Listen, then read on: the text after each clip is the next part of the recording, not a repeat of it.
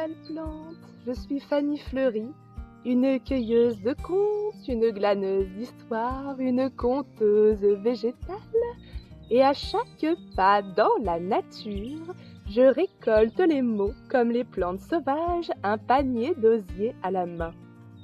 Je mêle les plantes et les histoires lors de balades contées où botanique et imaginaire se rencontrent. Un espace où l'on peut marcher doucement les pieds dans l'humus et le cœur offert au soleil pour réapprendre à écouter les plantes, les histoires, la nature et surtout cette part sauvage en nous qui ne demande qu'à refleurir. Et aujourd'hui, j'avais à cœur de commencer cette série buissonnière sur le sentier des plantes conteuses en vous présentant une mal-aimée de nos jardins, mais pourtant ô combien merveilleuse, l'ortie. L'ortie voyageuse indomptée, venue insuffler fugue et vitalité.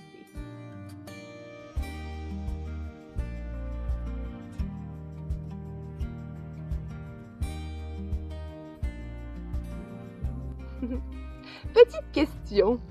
Seule sur une île déserte, quelle plante prendriez-vous? J'imagine, ce serait mon choix, une plante polyvalente, capable de satisfaire nos principaux besoins et qui plus est, pousse facilement. Eh bien, c'est autant de qualités communes à une sauvageonne mal aimée et dont les usages sont presque tombés dans l'oubli. La grande ortie donc, l'ortie dioïque, ortie commune ou encore ortie vivace, était l'herbe sauvage classique des remèdes des sorcières vertes, des guérisseuses et des herboristes. Une mauvaise herbe si utile qu'elle mériterait le titre de bienfaitrice de l'humanité. Et oui, nous la connaissons tous.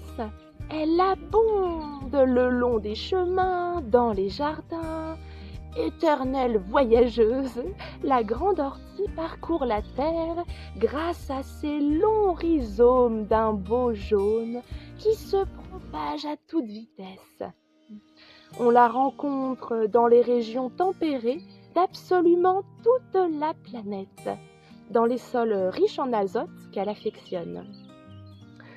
Toutes les parties de l'ortie sont couvertes d'innombrables poils, de petits tubes de silice très fragiles dont l'extrémité se casse au moindre contact. Et ça vient ainsi couper la peau et laisse s'écouler sous l'épiderme un liquide allergisant riche en histamine qui provoque une légère brûlure, un peu comme un petit électrochoc végétal. Mais bon, ces bienfaits sont si précieux qu'on lui pardonne avec joie ce petit désagrément. En effet, jugez plutôt. Les orties peuvent servir à se vêtir grâce à ses fibres, se nourrir, se soigner, nourrir et soigner le bétail et les cultures, de par son action biostimulante et pesticide naturel. Elle permet aussi de stimuler la croissance des cheveux, de fabriquer du papier, de conserver des aliments sans réfrigérateur du fait de sa forte teneur en sel naturellement présent dans ses feuilles. Elle entre aussi dans la confection et permet de fabriquer des cordes. Donc voilà, c'est un sacré CV que notre douce amie nous propose là. Côté nutrition, ces feuilles nourricières sont extrêmement riches en protéines complètes, équilibrées en acides aminés et donc à ce titre de même valeur nutritionnelle que celle de la viande. Et oui, elles contiennent également, ces feuilles, quantité de vitamines, de sels minéraux, d'oligo-éléments, 7 fois plus de vitamine C que les oranges, 2 fois et demi plus de fer que les épinards et presque autant de calcium que le fromage. L'ortie se mange depuis la nuit des temps. Crue ou cuite, c'est une plante de printemps donc comestible, elle est délicieuse et nous promet vigueur et santé toute l'année. Au printemps, ces feuilles entrent dans la composition de nombreuses préparations, soupes, omelettes, aromates, jus de légumes ou encore pesto. On peut aussi en faire des beurres parfumés, des quiches. Quand les jeunes pousses vertes tendres offrent leurs précieux minéraux, on peut en faire également des infusions à froid d'un beau vert chlorophylle. Avec l'automne, la récolte des fruits d'ortie peut commencer et ces derniers renforcent le système immunitaire, ont un effet dépuratif et revigorant pour l'organisme. On peut saupoudrer quotidiennement une cuillère à café de fruits d'ortie dans du fromage blanc, dans du yaourt, sur de la salade ou sur des légumes par exemple. Et jadis, on employait une décoction concentrée des feuilles d'ortie qui, comme je le disais, sont naturellement saturées en sel pour faire cailler le lait.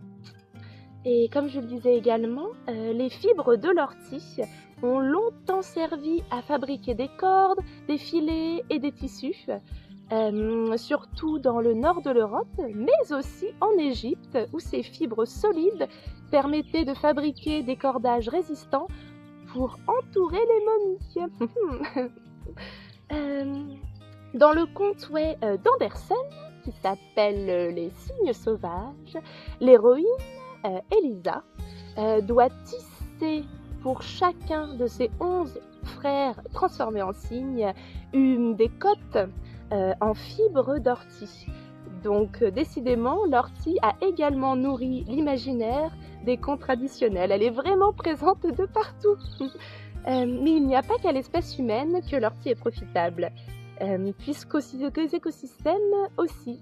En écologie, elle est un maillon essentiel de la biodiversité ordinaire. Il suffit d'observer la discrète chenille noire du pan du jour, manger ses feuilles et devenir un majestueux papillon pour comprendre les pouvoirs extraordinaires de cette plante. Sans elle, nos plus beaux lépidoptères disparaîtraient de nos prairies naturelles et nos coccinelles, les pauvres, souffriraient de malnutrition. Donc en effet, les orties piquantes sont un vrai garde-manger pour une faune extrêmement variée, riche et diversifiée. Et d'un point de vue, comme ça nous aurons fait tous les aspects, d'un point de vue plus spirituel et symbolique, c'est une plante de protection, c'est la gardienne des seuils. Dans de nombreuses traditions, on l'a placée devant les maisons pour éloigner les énergies indésirables. L'ortie n'irrite, ne pique pas sans raison. Si on la rencontre avec douceur, avec respect, elle se laisse cueillir sans piquer. Voilà. Donc elle nous invite à nourrir notre impulsion vitale, à faire circuler nos élans de vie pour cheminer avec enthousiasme, à canaliser nos flux d'énergie en les mettant au service de l'élévation de notre conscience. L'ortie nous invite également à nettoyer, à libérer nos blocages, nous donnant le courage d'agrandir nos perceptions, tout en développant l'expansion de notre être. Waouh! Eh bien, vive les orties, les amis! Voilà, vous savez tout, ou presque. Je propose des sorties botaniques pour découvrir les plantes sauvages comestibles, s'initier à l'herboristerie. En tant que tisanière, je partage l'art simple et précieux de reconnaître, cueillir et préparer les plantes. Dans cet esprit, j'organise aussi des balades comptées où la découverte des plantes se mêle aux légendes végétales. On y marche, on observe, on écoute, on s'émerveille et peu à peu les plantes révèlent leurs histoires, leurs mystères, leurs petits secrets. Alors si toi aussi tu as envie de renouer avec les ressources naturelles qui nous entourent, de découvrir les plantes sauvages et leurs usages, de t'initier à la sagesse végétale, de faire des échappées forestières ou simplement de découvrir mon univers, alors bienvenue à la graine buissonnière. Oui, puisqu'ici on sème des graines, mais c'est à toi de les faire germer. À bientôt, jolie plante.